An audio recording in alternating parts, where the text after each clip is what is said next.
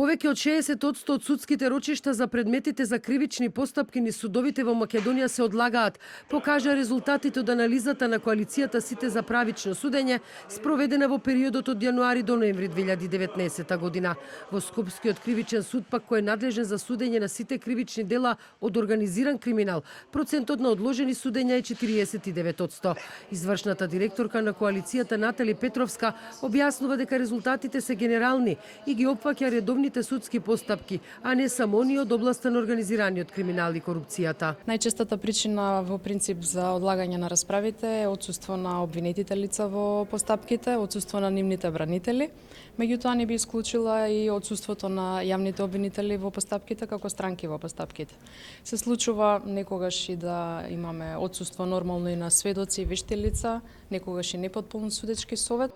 Судијата Габриела Гајдова од Основниот суд Велес објаснува дека работни тела во рамките на судовите се обврзани еднаш месечно да одржуваат седници на кои се анализираат причините за застој на предметите, како и нивното одлагање. Знаете како, ако не го прифатите оправданото барање на бранителот за одлагање на рочиштето, тоа може да повлече како последица повреда на правото на одбрана, кое што е загарантирано меѓу другото и со Конвенцијата за човекови права. Дарко Аврамовски од коалицијата Сите за правично судење вели дека последиците од одлагањето на судските процеси се повеќе слојни и сериозни. Повеќе слојни, како да кажам, прво се тука трошоците на самата постапка, потоа тука е прашањето на јавниот интерес и интересот на сите граѓани во државата да го видат конечниот исход од постапките.